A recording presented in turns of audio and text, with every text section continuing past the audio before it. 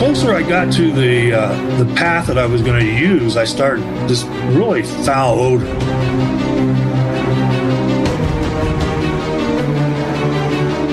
Man, this roar come out of the woods, and it just, I froze.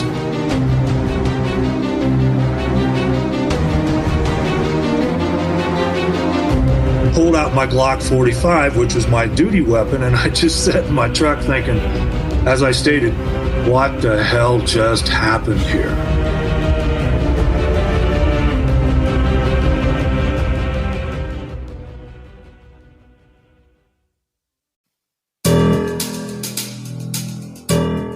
Hey guys, it's Todd from Cryptid Creatures. Have you ever thought about making your own podcast? If so, you got to use Anchor. That's Anchor. The cool thing about Anchor is it's free. There's creation tools that allow you to record and edit your podcast right from your phone or your computer. They'll distribute your podcast for you so it can be heard on multiple platforms like Spotify, Apple Podcasts, and many more. You can make money on your podcast. The more people that listen, the more money you can make. It's everything you need to make a podcast all in one place. Download the free Anchor app or go to anchor.fm to get started. Welcome back to the Cryptid Creatures podcast. I'm Brian. I'm Todd. What's up, Brian? Not much, man. Got a good show coming up again this time. Yeah, I'm excited. This sounds like a good one. What do we got going on? We got an Indiana encounter. Yep. With a police officer. And not a southern Indiana encounter either. Kind of a middle Indiana encounter. Fairly close to us. Yeah. Yeah, a little farther north than I would expect. Being from where we're at, we would never expect an encounter in that area. No. But I totally believe Duane when we talked to him about this encounter. Absolutely. Yeah, he sounded like...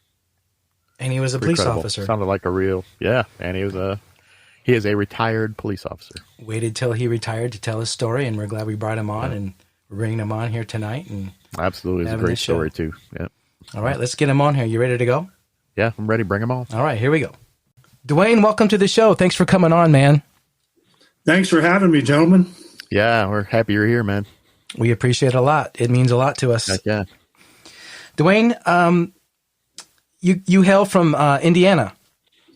Yes, sir. I was born and raised there. Okay. And that's where this encounter took place. Right on. Me too. It took place in the upper portion of DeKalb County on the west side. Gotcha. Yeah, Brian and I are from Indiana. Well, Brian, you're a little farther north. Brian originally from Michigan. Right? He's a Michigan guy. Yeah. But I'm from Indiana. North, yeah. So right. We love to hear about Indiana encounters because they're kind of sparse and scarce, really, unless you get down past Indianapolis and get into Brown County. But tell us about, Brian, what you thought about Bigfoot, Sasquatch growing up, and did you have any thought about it? Did you ever think anything, and then kind of walk us into, the day of the incident, what happened, and, take your time with it and just have fun with it and tell your story. Well, years ago, I believe it was in 1964 or 65 in Grant County, which is Marion, Indiana, a woman supposedly had an encounter there along the Wabash River. Okay. Now, my aunt and uncle, they worked at RCA, which is in Marion, and they always grabbed a Marion paper. And they showed a very large Bigfoot print.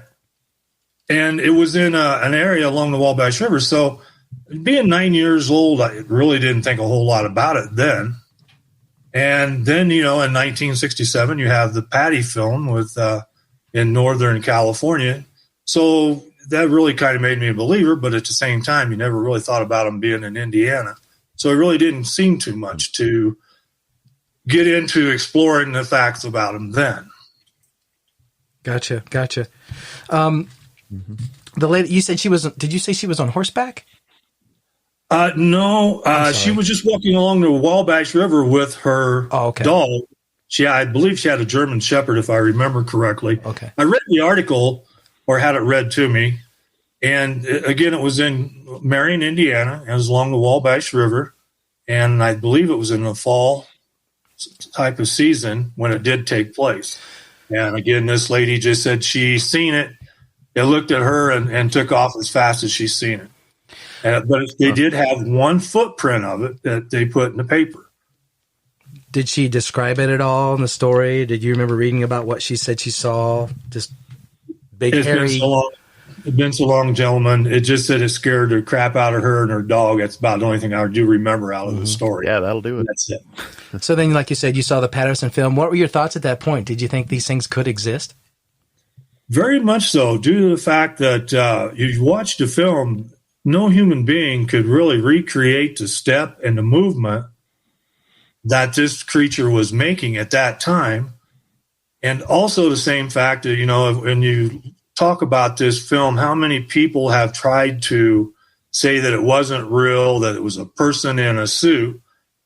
And there's been a lot of people in the artistry industry that said there was not the technology back then in order to create this kind of a suit for somebody to be able to use and try to fake this film. So, yeah, I truly believe that, they got very lucky and she was probably foraging or doing something, and they caught her off guard as well as she caught them off guard. Mm-hmm. Mm-hmm. So after that, you said you got into hunting. This is what this incident happened. But you're also, for your career, you were a police officer for quite some time, were you not? That's correct. I was a police officer for probably 4.5 years prior to the incident, and I had started hunting this area of the woods about the same time I had become a police officer. So I've hunted since I was 10 years old in Indiana around Montpelier. I lived right in the corner of the city, so I had a creek to play along, I had a pond to play in, and a river to run along, and so the guys up there, we didn't play on the playground much. We was in the creek, playing in the creek, trapping and fishing, and we were outdoors. We didn't play indoors like the kids do these days.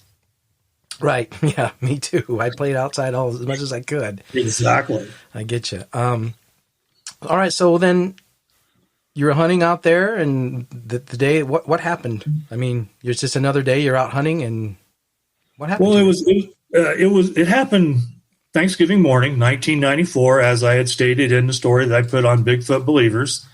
It was my first holiday off as a police officer, and I had made plans to do the hunt in the morning, and then in the afternoon take off, and we were going to go up to our family and up around Angola.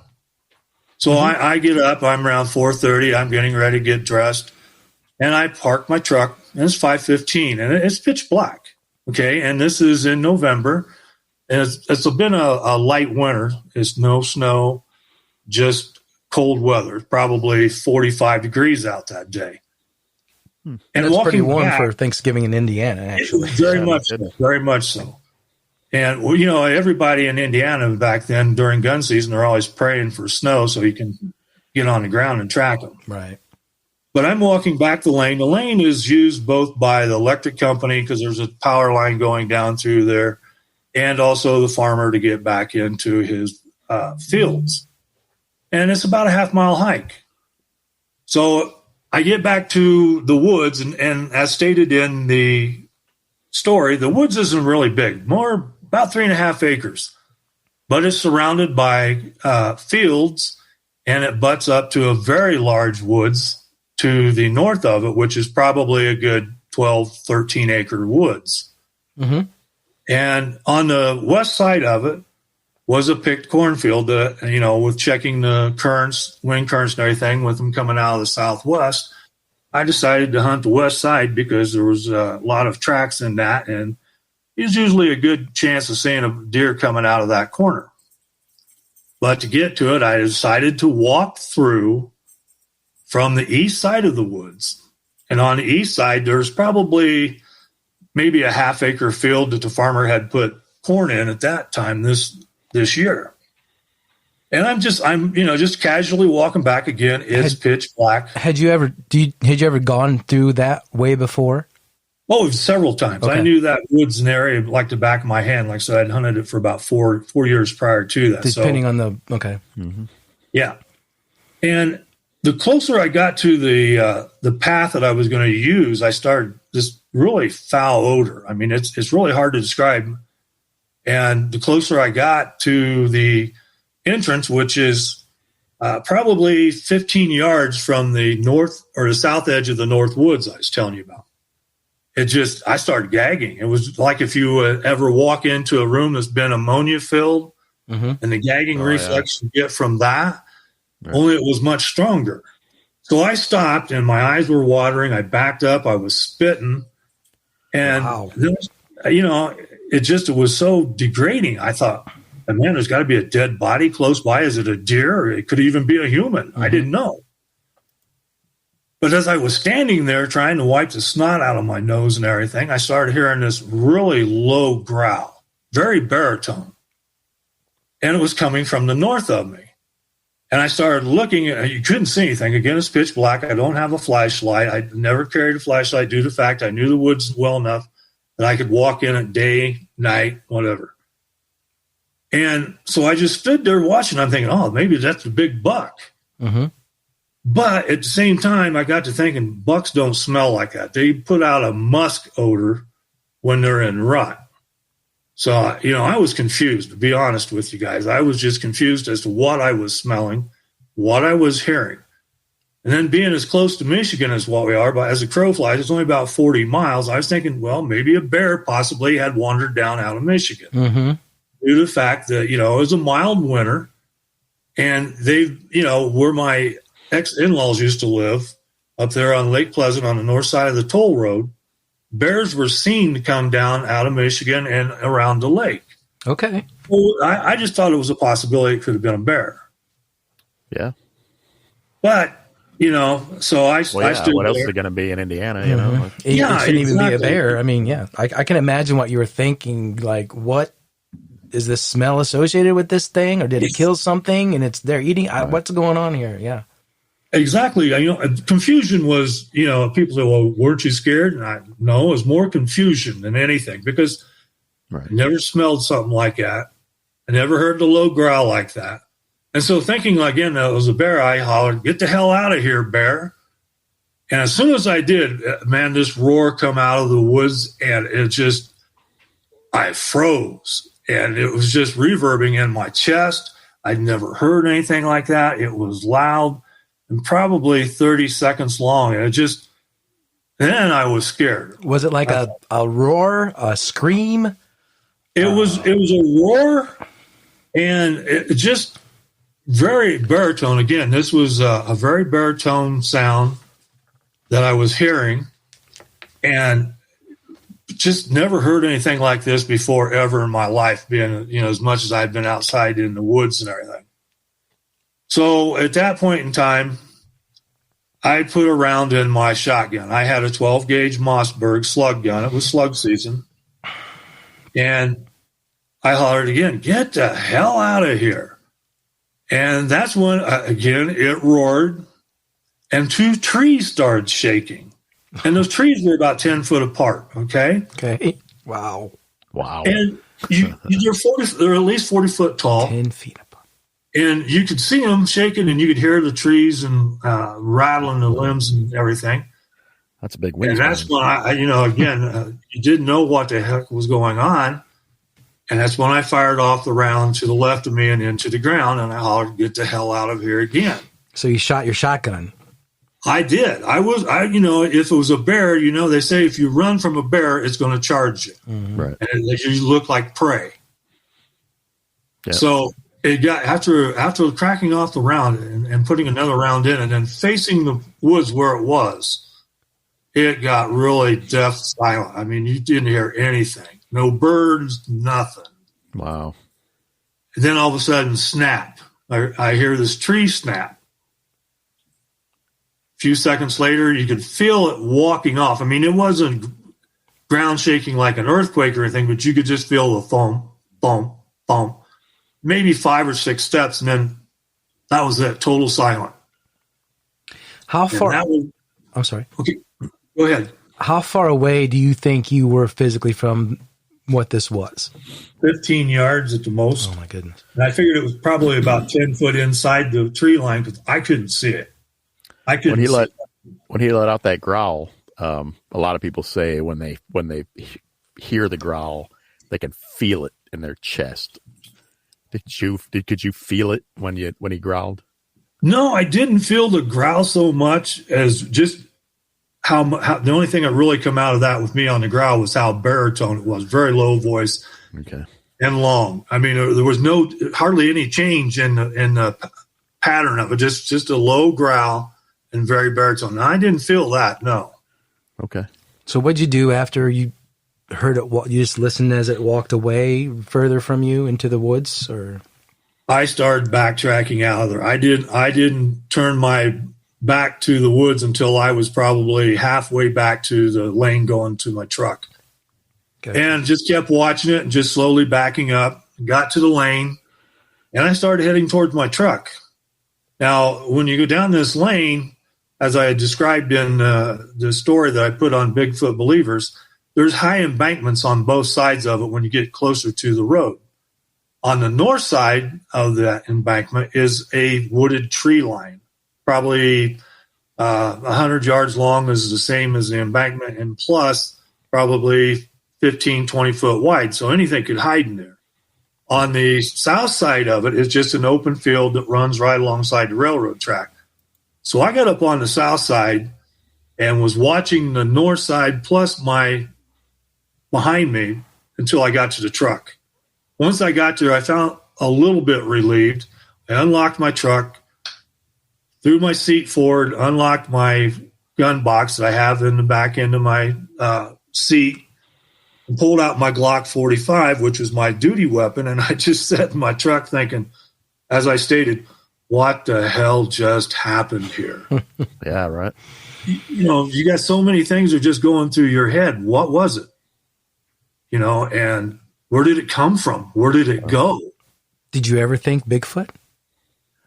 At one time I did, but at the same time, never hearing any stories about him being in that area. It was just something that, yeah, I thought about it, but I didn't really think too much more until I went back and started trying to do a little bit of investigation. Because once it got daylight, I did go back. Okay.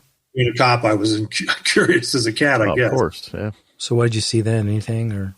Well, as I walked back, I had taken my binoculars with me, and I started just watching the area from the lane. I was looking to see if the possibility it had come back, standing in the same area. I wouldn't have smelled anything because the wind currents were still going to the northeast. And so I just, not seeing anything, I walked up to the woods, taking cautions as I did, watching to the left of me, to the right.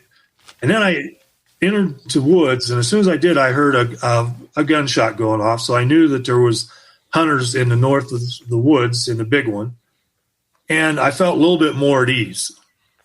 So I started looking around, and that's when I seen the tree that had been snapped off. Oh, okay. I'm 6'1", and I was looking right at the break, and the tree had been pushed pointing due east.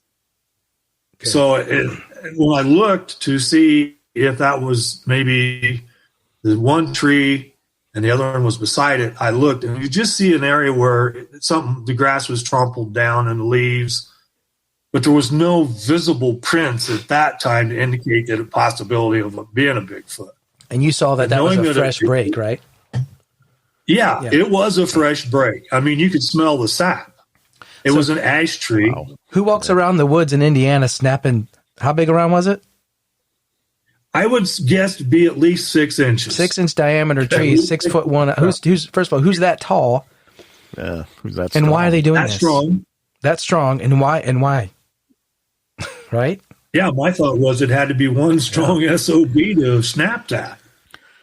But as I started going north, again, being November, the leaves had come off the trees, and we're looking at oak trees, ash, and walnut trees. So, you got a lot of leaf coverage on the ground. Mm-hmm.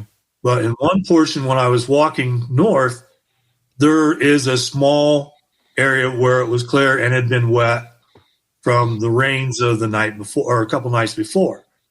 And that's when I seen the first print, and it was of a left foot, a barefoot print, not a boot or a shoe, but a barefoot. And I looked at it, and that's when I began to truly believe that I probably had spooked a Bigfoot. And when I put my boot beside it, It was a good 7 inches longer than my boot, and I wear a size 11. Oh, Wow. Yeah. That's And then probably, I'm going to guess at least 5-6 yards on further north, I seen the right track. And again, just barely making out the footprint, but you could see it was wider than my boot. You could see it had 5 toes, the big toe on right down to the little one. And it continued north, but I lost the track. Plus, I was starting to get into the woods where I didn't have permission to be. So I backtracked and just got out of there and went to my truck. well. You could have Went just said, home. I'm a police officer. It's okay. I'm just looking. For yeah, true. Yeah. I'm in an investigation. Now, I had permission to go into this woods. It was owned by a lumber company, okay? The gentleman who owned it had passed away some years before. Interesting. And the family sold it to a lumber company. That was owned by a And lumber I had company. Because Right. there's not a lot of people messing around in those woods, if that's the case, I'm guessing. Those are pretty desolate woods. Their employees had permission to hunt it, Oh, okay. and I only had permission to go on it if I was tracking a wounded deer myself. That was the only time I really had permission. So that's why I backed out. And plus, knowing that there was somebody in there that morning who had just shot, I didn't want to, further spook maybe any chance of them having a deer or even coming across and have to say, well, what are you doing in here? Well, I think I'm tracking something. What would you tell them? Right. What would you tell them that you were tracking? Yeah. Right. Exactly. That would be. Yeah. So did you say you had been hunting there for 4 years before this happened, or? Prior to that, yes, I'd hunted 4 years. Myself and 2 other friends, we hunted groundhogs, we hunted squirrel, we hunted rabbits, coyotes, crow. Mainly, how I got onto this farm was that a gentleman's son was on my baseball team when I coached Little League. Okay. He had a big party for us after the season was over. And, of course, I'm looking all around, and I see all these deer track, and I'm thinking, hey, you let anybody hunt? And he said, yeah. Well, farmers, one of the big things they have in Indiana, the problem with is groundhogs eating beans, corn. So we helped thin out the groundhog population, and I knew every inch of that area because I'd been, like I said, we had it tracked out to where, we knew the yardages of the fields, the shots that we'd be taking if we did. So I knew the area very well. You guys, Todd, you're probably familiar with CSX Railroad? Yes. Okay, it runs through Garrett. Yep. Okay. The track was probably not more than about 400 yards from this woods. And so, having that right there and everything, along the embankments there was always groundhogs to hunt. But yeah, I knew the area very well and hunted it for, like I said, probably 4 years. And nothing ever before that time, anything weird or strange that kind of made you think back and go, you know what? I wonder if that's what, nothing like that ever happened. No incident at all until that point then. No, sir, nothing. Okay. What made it so weird too, because all the times I've been hunting, nothing. It just was a great area to be out in. Yeah, I don't think what you encountered probably wasn't his home. Maybe he was passing through. I don't know. Could be. Hard to say. I agree with you on the possibility of passing through. Now, another theory of mine is too, after, like I said, once I got home and got over all this, I started looking for any evidence I could on him. 1994, again, is not that much of a subject that's talked about. And not too many people are saying if they did see him, what they did or didn't see, okay? I believe in down deep now that I possibly spooked it up from a hunting spot. The deer are going to be there. They got to eat. I think it could have very well been hunting. Okay, yeah. Could have been. Yeah. I think I spooked it. And it probably got, upset with me coming into its territory that it was hunting and thinking, hey, just get the hell out of here, buddy. This is my spot. I mean, for all you know, it could have been around a long time and watched you prior. You never saw or heard or anything, That's true. That morning, Very you true. probably were about ready to walk right up on top of it, and it's like, hey. it finally decided to let me know it was there. That's a very good point, Todd. It could have very well been there a few days, a week, who knows? And but anything strange happening prior to that morning? No, never did.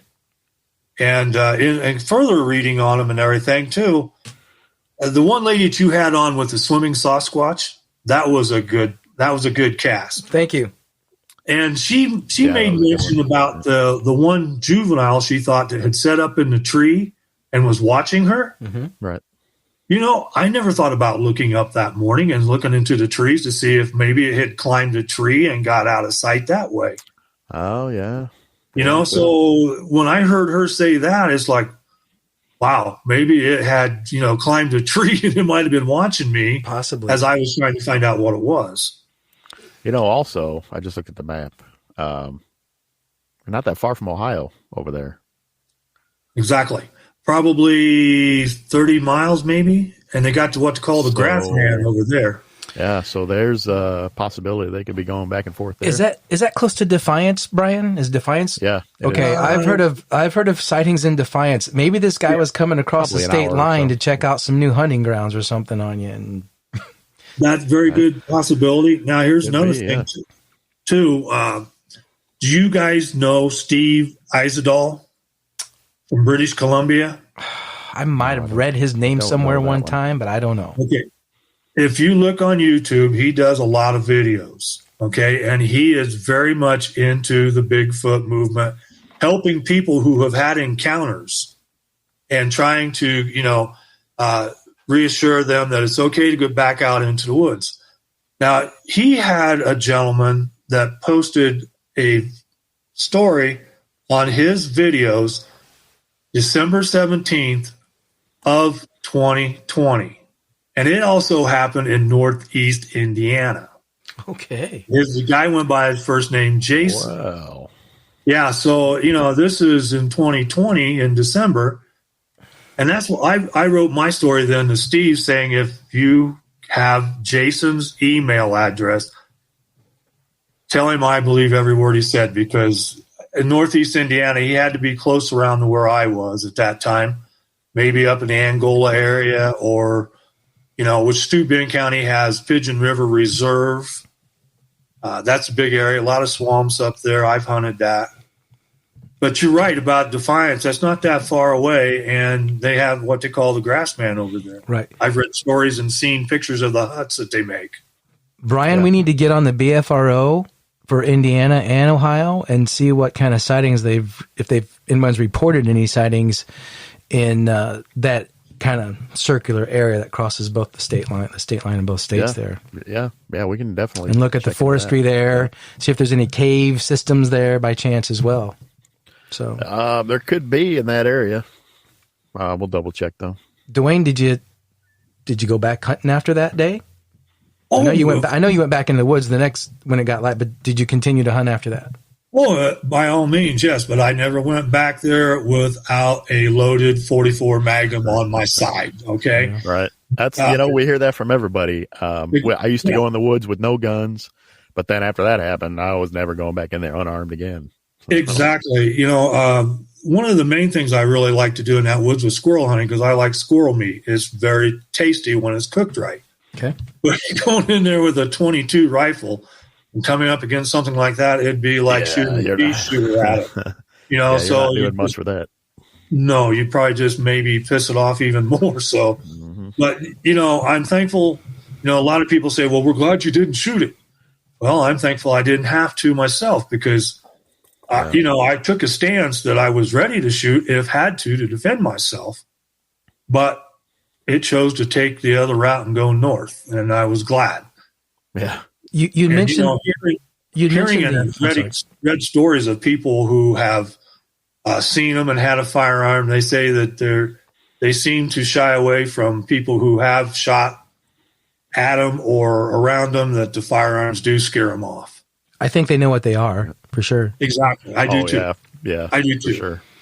I'm sure somewhere along our history line, somebody has probably shot one and another one has witnessed. I'm sure positively several people have shot them. Yeah, positively. I'm sure several have been shot over the years. So, when people talk about encounters, and they talk about that smell. That one I love that point because it just refines things a lot better. And yours, you said you had snot coming out of your nose and you were gagging, so you had a severe. You were super close, obviously, maybe closer than you thought. Much closer than what I thought is true. Yeah. Having gone through the Indiana Police Academy and everything, and going into the repair barn and then being gassed with tear gas as you're part of your training, you're snot and teary eyed until you walk out. That's just exactly what it was. I had snot, I was gagging, and so you would relate it to the strongest tear gas. Oh, well, it was much stronger, I think, because it didn't. The smell was just so overpowering. It stopped me in my tracks. Now, I've read people saying, "Well, I've never smelled anything," and then I've heard people say, the lady in the swimming Sasquatch said it smelled like a wet dog." Mm-hmm. Okay, well, they just this was like a wet dog that I smelled. No, but there's other people who have had encounters that they didn't smell a thing. Mm-hmm. That has a lot to do with. I think a lot that has to do with just wind direction, and I think these things can control. They have scent glands that I think they can control. Honestly, how they smell and how they're like a skunk, right? I think they can let off the odor. I agree with you on that 100%. That maybe this is a type of defense system. Possibly. They put this odor out. Could be. Yeah, nobody's. I truly believe it could be a defense system. And if hearing you say, Todd, that you think they can control this scent, well, I would say that just like a skunk, when it gets scared, it sprays. Mm-hmm. Okay, maybe I scared it enough that it decided to, unload this scent. I think so. And Duane, have you ever heard of the Miller documents? No, I have not. I think I posted those on the group page there. You did, yeah. If you get a chance, go through back and read that. It's real interesting. It's about a doctor back in I think it was the 20s or 30s or something like that. Dr. Miller was his name, and he worked for the federal government in the wildlife industry. And after he died, they found these documents that he had left telling about his story of what he was doing all of his life. And he was basically assigned by the government to go whenever they found a dead Sasquatch, and they were finding them in caves and whatnot, or they were being killed due to forest fires and stuff like that. He would go examine the bodies and classify these things. And he talks about how they had scent glands in some had scent glands in their forearm, some had them in their underarm, depending on the location of where they were from in the United States. And that's interesting. And due to that, they could control the odor, having the scent glands to do that kind of thing and whatnot. So that's why I think that. So I would have to agree with you on that aspect of that because of the facts right there that you stated. Being able to control it, because like I said, some people say, well, I haven't smelled anything. Well, if they smelled this, I've never forgotten that smell. And when we're out riding around in our general up here in the backwoods and everything, I'm constantly aware of my surroundings. I bet you are. Yeah.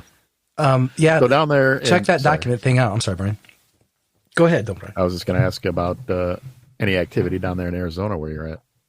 Well, I sent Todd some pictures. I'm sure he'll share them with you. We go out on the trail riding, and there's been reports. The last one in this area close was Chandler, Arizona. All right. A gentleman was out hunting, supposedly had an encounter with one. And I'm thinking it had to be on the reservation because he told a friend of his who was a reservation officer. And the story goes, this officer tracked it for about 3 miles, but never saw it and would never found it. Now, up here in Show Low, the last sighting was 2006 and 2007, and that was on the southeast side of the county and also on the reservation. Now, there's not a whole lot to that. And another one that is really very interesting, Arizona Department of Transportation, down by Heber Overgard, which is north of us, about 32 miles, has on camera what looks like 5 of them standing in the snow along State Road 260. Wow. I think I've seen that picture. Is it out there, Duane? It's out there. It is. Yeah. It is. I've looked at it. Now there is a ton of elk up here. There are a ton of horses up here. There are a ton of deer up here. It did not look like any four-legged creature. They were standing in what appeared to be a semicircle, and there was 5 of them, and they looked like black dots. I've seen it. Yeah, it's not a horse. No, yeah, you don't know what it is. By far, they're not horse, elk. Yeah, I'm gonna have to look that up. There's a guy on YouTube. He's called Thinker Thunker. Plug for him, I guess. He does all these debunking or not debunking of Bigfoot videos, and he did the one you were talking about earlier when we were talking about. You saw the one with the baby Bigfoot. The lady picks it up. We weren't talking about it before we recorded it. But this video that this guy did was about Bigfoot in Yellowstone Park, and I don't know if you guys have seen this or not, but it shows buffalo. And there's snow on the ground. There's buffalo herding, and you know the cameras that are in Yellowstone picked up these figures coming from way back in the background, and there's several of them, and they're walking. They're bipedal. They're dark figures, and people are like, well, that's just people. That's people. So what the guy did is he took the size, he sized it against the buffalo based on trajectory, and he had figured out how to do that. These things were a foot and a half, 2 feet taller than the tallest part of the buffalo's shoulders. And buffaloes are big. They're huge. And buffalo are approximately 10 foot at the shoulders to 12, 10 to 12 foot at shoulders. Christ. And he was also able to pan how they walk, the distance they traveled and the amount of time they traveled, saying that no human could travel. Basically, he was saying they traveled 100 yards in like 4 seconds or something like that. I don't know. But it's an interesting video as well. There's nobody that can run 100 yards in 4 seconds. No. There's not. And when you read a lot of these stories that people have seen them, they say the amazing speed that they have, both bipedal and on all four. Yeah. It's amazing. You know how much ground they can cover. Yeah. Especially going uphill. Exactly. When they see him take off up a mountain, it's amazing. And with living outdoors all the time, I imagine you would acquire quite the athletic ability to be doing this all your life. And so, but, I've read where people, people just said, well, it was there 1 second, the next second it was gone. Right. And I don't know what they mean by that. Do they mean they blinked and it ran off, or it just disappeared in front of their eyes? Yeah, that's another thing too. A lot of people think both. Some people think they can go into another dimension. That they open a portal, boom, and they're gone. Or they cloak. Exactly. I've read where some have said they cloaked. I agree there. And that's just recently that I've read this. The one that, did I ever see it? No. Did I smell it? Oh, yeah. And the roar, I guess the roar I will never forget. It reverbed in my chest, just like something like beating a drum on you, and so it's amazing what these creatures can do to basically warn you to stay away. I feel that's what he was doing. Stay away. Mm-hmm. The smell, Todd, you very well could be right that they're spraying this like a skunk would. And it's just amazing what these creatures do. Do you wish you would have actually seen it, Duane? No. I think I would have really probably crapped my pants at that time, and I would have probably shot at it. I would have shot. I'm sure I would have. The training that I've had in firearms, I was a retired fire instructor, I would have shot. I would have shot it too. Simply for the fact that if there's something like that roaming the woods near my family, I don't want it here. Exactly. So, but, I'm just glad I didn't have to. I am. I'm very much so glad I didn't have to. I don't shoot something that that's not, I eat like a deer or a squirrel. Now, groundhogs or coyotes and stuff like that, that's different. But to actually have seen it, there's no doubt, because of the stance I had taken, I was ready to shoot. I had another round in the chamber, and I was ready to shoot. But I'm just, like I said, the firearm theory that they know and understand what they can and can't do to them, it turned around and decided to get out of there itself. And I'm very glad it did. They probably thought, well, this guy can be as loud as I can. Maybe I should leave. I was trying to scream at the top of my voice. With the gunshot, sure. I'm saying the gunshot probably scared it a little bit. The gunshot, yeah. Brian, Brian's not a shooter. He wouldn't want to shoot one, I don't think. But I think Brian thinks differently, right, Brian? I have guns. No, I'm saying you wouldn't shoot a Bigfoot if you saw one unless you felt threatened. No, unless it was my life or his. He's anti-kill, no, obviously. Yeah, I don't think we should shoot him. Heck no. I don't either, unless it's life-threatening. I mean, I think life-threatening, yes. I don't believe in shooting them either. And now you're reading about what state is it that's putting out a hunting license for Louisiana. Thank you. That's not right. Unfortunately, I think if we're ever going to have a body, and if we're ever going to prove it, and if we can get it past the government or whatever agencies are trying to help keep this covered up, someone's going to have to kill one. Someone's going to shoot one. And I think it's going to have. Someone's going to find one doing something and blow its damn head off because it's some messing damn with their rednecks kids. Down in Louisiana are going to end up killing one. But I agree. There are guys that are out there that are hunting them. I've watched a couple videos. And they're down south, Gulf Coast Bigfoot. Yeah, exactly. I believe it is the group. And, the one guy goes out, he's totally camouflaged and he's sitting in blinds and sitting in tree stands. But you know what? I think they're smart enough to know if they're out being hunted. I really do. Absolutely.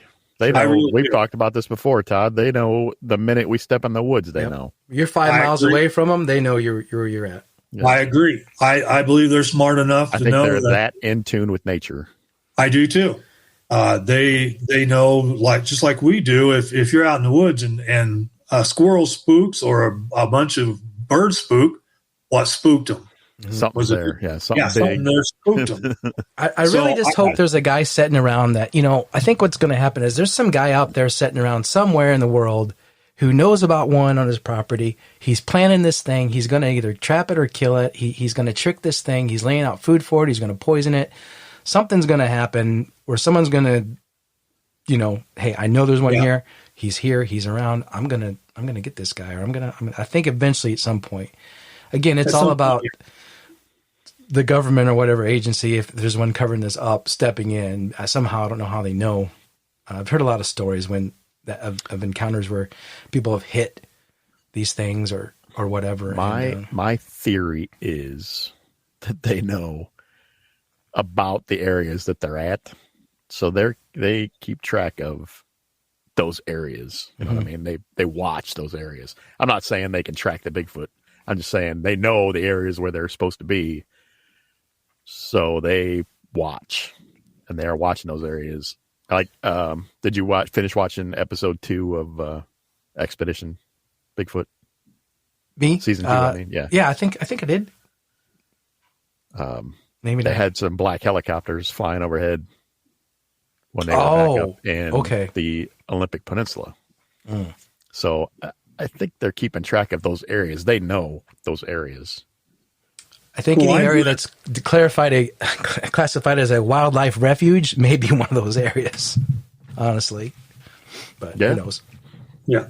Now, I've read stories where there has been special ops go in to an area where they've had rogue Bigfoot, and then taken them out. Sure. I believe that too. Yeah, and this, I forget where the area was. I'm believing that it has to be down south somewhere, but I read stories where people were seeing these guys coming out of their military trucks and going in the woods, and next thing you know, there's a helicopter flying over, and they're getting back in their trucks. Well, I honestly believe our government knows that they're out there, just like everything else. Mount St. Helens, when it erupted, supposedly there was a half a dozen bodies recovered there by the government. And where were they taken? I heard that too. I heard that there was bodies found at that. Yeah. Yeah.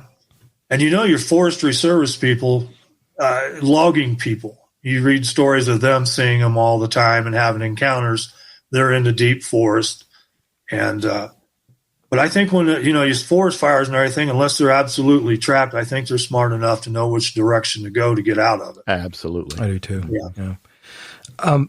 Did you tell anybody about it, Duane, after it happened?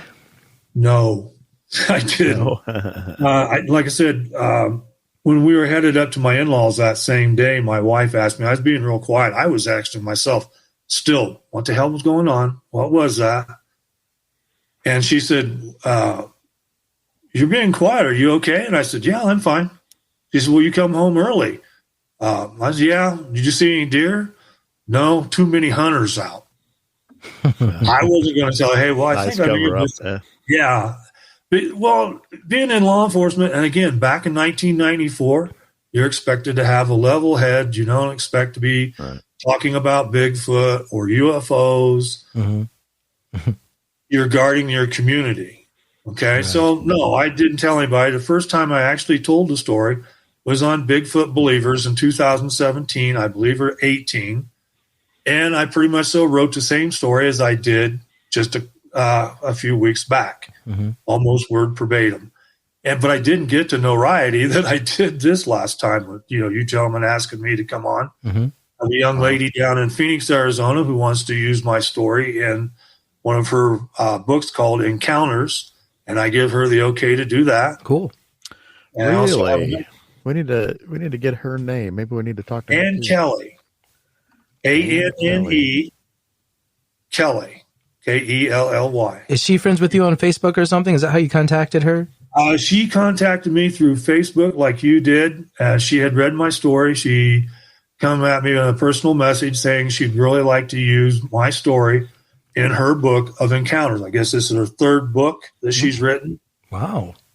And again, she's from the Phoenix area, so I'm sure she would know the encounter in Chandler and probably the ADOT there in Heber Obergard. Okay. I give her the okay. There's another gentleman who would like me to do a podcast. He's from British Columbia. Oh, okay.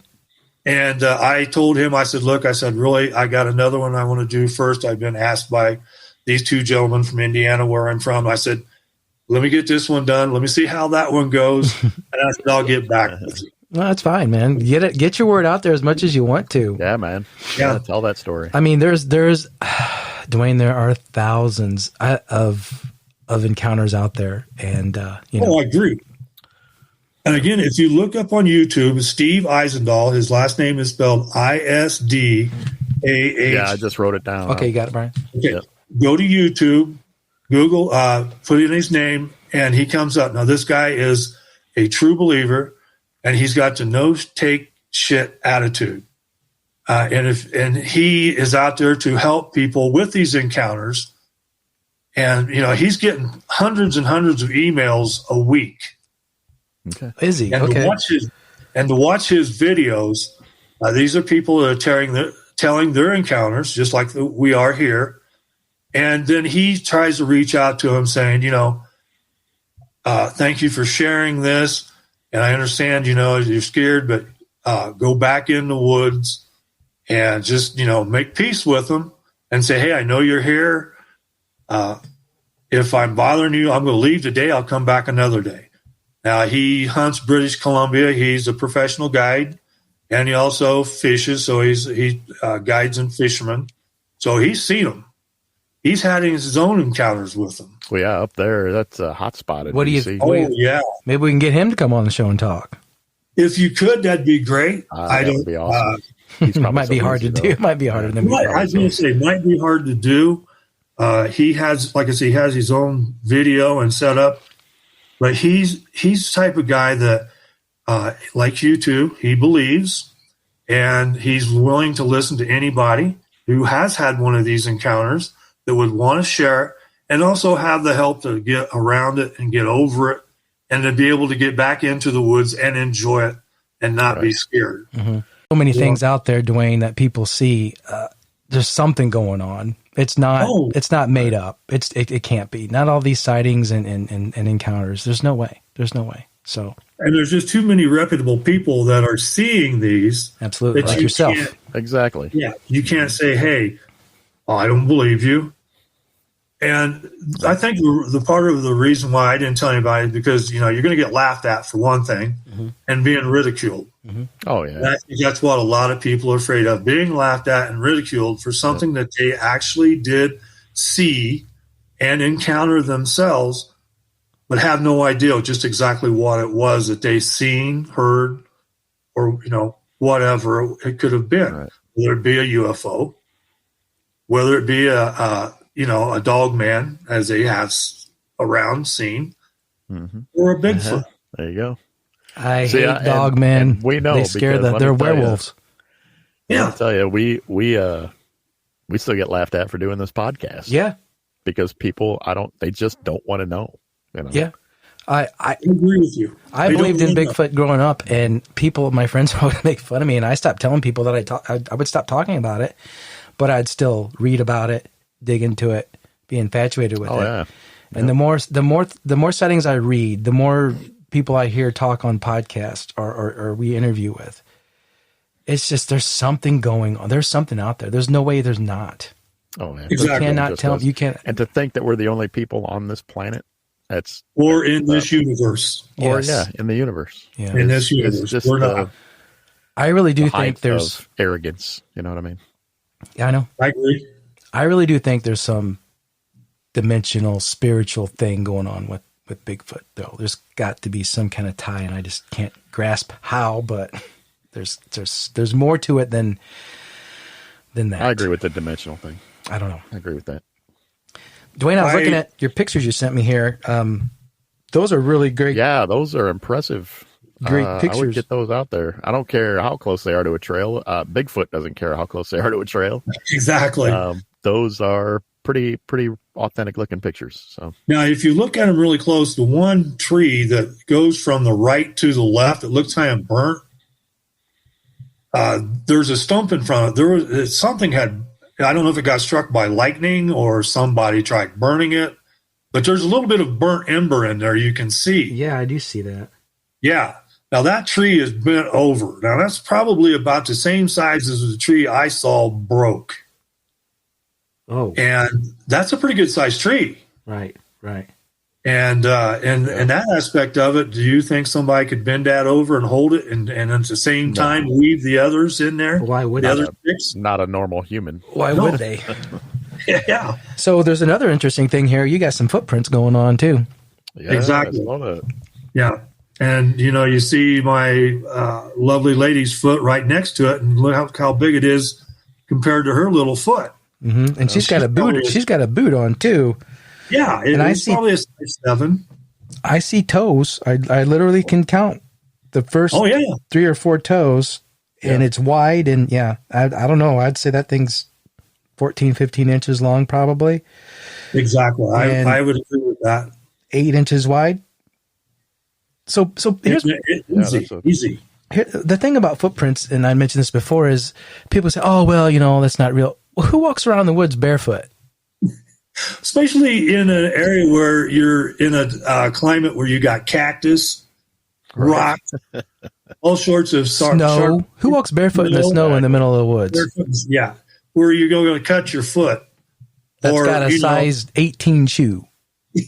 I don't know of too many people who have that size. Well, I couldn't get a shoe today. I couldn't find any shoes my size, so I guess I got to walk barefoot.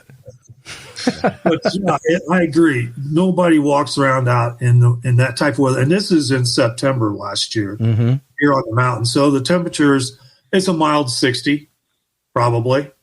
And I'm guessing from looking at that footprint, it has to be at least maybe 3 or 4 days old. The edges are still sharp and crisp on it. There's not a lot of debris in the footprint that you see. I saw that. Yep. It's pretty clear yet. So I'm thinking at least 2, possibly 3 days at the most. And can I note this? This is not soft ground this thing stepped on. I can tell that ground is like sandy, concrete looking dirt, like that hard, packed down dirt, and it still left an impression. So. Very much so. Now the inside of it, when I looked at it, it's grassy, like something, it thrown a bunch of grass in there, and you could see where it had been, pretty much so smashed down. Mm-hmm. And again, like I said, if you look at the entrance, it is facing directly towards a mud wallow where elk go in. They wallow in the mud to keep the ticks, the fleas, and other flies and insects off of them. Well, that wallow is probably 10 foot deep. So once an elk got down in there, or a couple elk, and they didn't even know that the Bigfoot was close. He springs the trap. He goes in and he got him dinner. Okay. But I like I said, I tracked it to the east, and it goes down into a valley. It's very hard ground. There's a lot of rock, and all you could see was just basically impressions, and some stuff moved, like a twig snapped and stuff like that. But that footprint is probably the best that I got, and that was right outside the shelter, not more than just maybe 5 or 6 feet. Duane, you had made a comment earlier about should I post these or not? You don't want people to judge and say, oh, these are man-made, blah, blah, blah. But I noticed something in these pictures. I'm going to debunk this for the non-believers right now. You talked about that stump that's laying there in front of the thing. Yes. And it almost looks like it's burnt up, like it's charred. Like maybe someone was having a fire. So someone would say, oh, someone built a structure to sleep in. They had a little fire right there. They were burning a big chunk. There are no burn marks in that grass ever anywhere around that stump. There would be that grass would be burned away, gone. Yeah, I agree. This thing was brought from wherever it was burning. If it was burning at one time, it was brought from that place and set down there. By that very well could be. I never touched it, Todd, as far as trying to kick it over or anything like that. Yeah, if it was burnt, I can't tell if it was burnt or it's just an old stump, but yeah, it was not on fire right there because there would be burn marks all around that ground, period. So, and another thing about that, like I said, the first gentleman I sent it to, I don't remember. He said, no, I said, the footprint, I can't see any toes. I can't see anything. And I sent him the picture with it circled, just like I sent you guys. And he said, well, being that close to the main trail you were talking about, it was probably man-made by somebody that was hunting. Barefoot. No, yeah, I didn't go back. I didn't argue with him. There's no sense in trying to, put your point out there. If he doesn't think that's what it was, then that's his opinion. That's his prerogative. Right. I truly believe we found a structure, and that footprint, like you said, who walks around barefooted in September on a mountain and leaves an imprint in hard rock dirt. In hard rock ground. Yep. Exactly. Leave that kind of a print. Yeah. Yeah, it's obvious. So people just I don't know. I mean, I know. Yeah. They want a physical body is what they want to do. Yeah. But I truly think that stump, that little thing, whatever it was, that was brought there, and it's not small either. No, it's not. No, it's not. Next time we're out and about and we go that way, like I said, we're out just about every weekend and sometimes during the week, and I'll have to go down there and I'll have to take and kick it around and see if it moves, if it's solid, if it was there, if it had grown there, or if it moves and it was, like you said, it was brought there. But you bring up a very good point, Todd, that nothing else around it was burnt. Yeah. No. Yeah. Yeah. Again, I don't know if that stump was burned at one time. It's just dark. It's dark. Yeah. I think it's just. Yeah. I think it's it was burnt. I think it's it was burnt. You could tell looking closely at it, and also the one tree, the very large tree that was bent over, it was burnt. Now we get a lot of lightning strikes up here that do cause forest fires. Mm-hmm. And people up here are very aware of, we have signs posted all over the place where today's a high risk day for fire or a low risk. And I can't see anybody just going out there and just setting it on fire themselves, but we have a lot of strange people out there though. Right. So Duane, whenever you're out, when you guys are out running around there in Arizona or even the Indiana thing, did you ever get the notion, or do you get the notion that you're being watched ever? Or something's out there, No. You don't get that. I can't say as I have. No, I've never had that feeling before. No. Okay. What do you think? What's your honest opinion? I mean, do you think these things been around as long as man has? Do you think they were before man? Do you think we are from them? Are they the missing link? What's your opinion on Bigfoot, period? I mean, I agree that they could be the missing link. Okay. That the evolution of their species may have stopped somewhere along their evolutional line, and they just did not, go ahead and procreate like what humans did. Mm-hmm. They did not develop beyond what they are today. So I do believe that they have been around for many, many years. I mean, when you go back looking, you're reading stories in the 1800s. And a lot of these stories are of, your Indians who had made peace with some of them. They traded food for different things that the Sasquatch may leave, like a deer or whatever it might have been. But I truly believe that the Indians knew about them. They have their own names for them. Oh, yeah, for sure. And so, yeah, I do believe it's an evolution that maybe stopped somewhere along the line, and that was it. So I believe it was evolutional. Environment has a lot to do with evolution. And I've always said this. If these things are staying in the woods, in the deep forests of the world, they're not going to develop any differently. They're going to be what they are.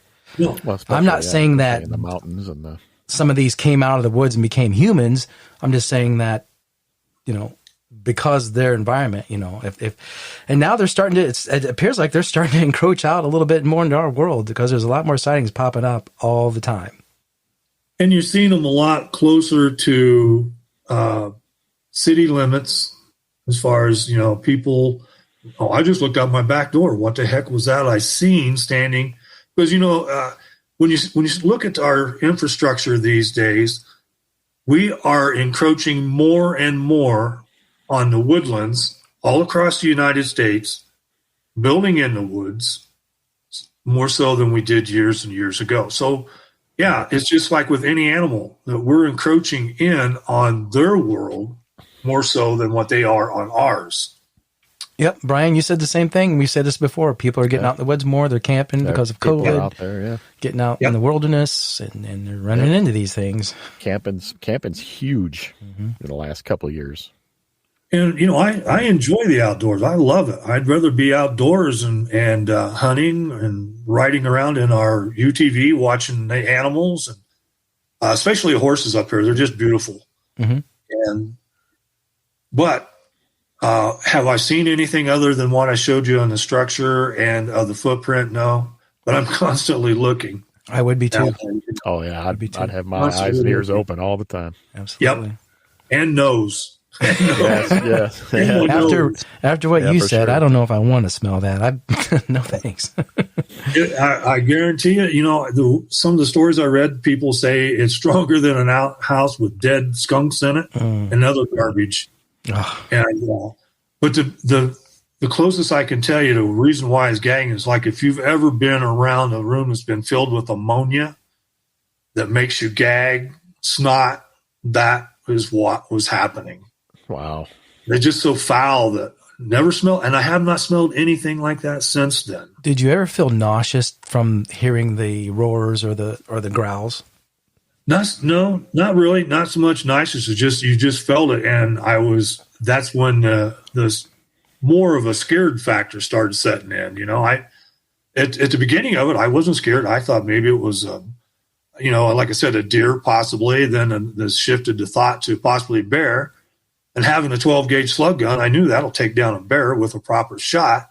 But after the roar, it's just like, that's not a bear. That's not a deer. What the hell is it? Maybe you're saying, did I bring enough slugs for this thing? Yeah. No, I had enough slugs. I had a box in my back pocket, and the gun was full. But again, no. The warning shot that I fired into the ground was enough to scare. And I'm glad. Because like you, Brian, I don't believe in shooting it just to kill it.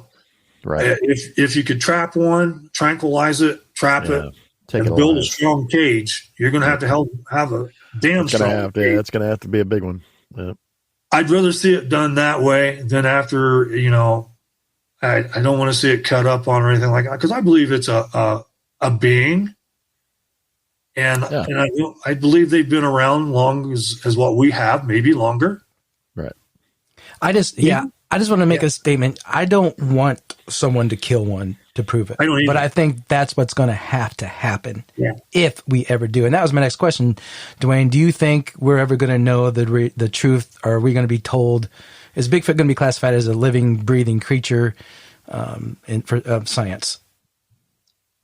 That one is hard to say. Having worked as long as I did for just a small town government and the kind of cover up that I've seen in that, and then to think about what your federal government is covered up over the years with UFO sightings, and it's really, Todd, I can't say yes, there'll be a government entity come out and say, look, we do have 100% proof of Bigfoot. It's a Sasquatch. This is, what we have on it. It's really just hard to say if they will ever truly come forward. I think a lot of it is from what, working as I have, it's the mass panic that they're afraid is going to cause. I thought that too. It's going to cause mass panic. It's going to change history. It's really going to screw with very religion. much so. Was that Brian? It's really going to screw with religion. Yeah, absolutely. Well, I agree. I wonder if, and I kind of partly wonder if they're just covered up just to protect these things, because there's probably not a billion of them. I'm sure there's thousands of them, but maybe they just try to do it protect because people start going to go. They're going to kill these things because, oh my God, it's a monster running the forest. But why not? If they do know, and if that's what they're doing, why not come out and tell everybody, and then you can protect them? That's true too. Yeah, That's why you make laws. I was going to say I don't think that's going to stop people, but no, we have a lot of other. There's still poachers, but still, species. I mean, you're poachers. You're right. You're correct. I don't like a poacher either. I don't either. But at the same time, when you stop and think about, look at the industries that it would affect. Your forestries, your all of your especially the wood, your forestry parks, industry, your parks, your big major parks, your camping, the sporting good industry. They would lose, I'm sure, some profit on that due to the fact that people aren't going to buy the gear that needed to camp.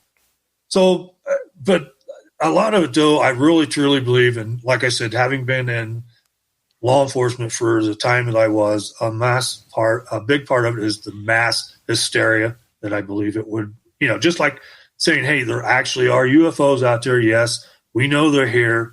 Yes, we've had contact with them, but we're not going to tell you that. Because we don't know what to do with it.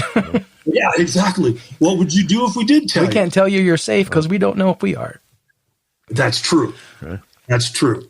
And look at the back engineering that has happened over the years since Roswell. So it's there, but again, you have small-minded people out there that don't want to believe.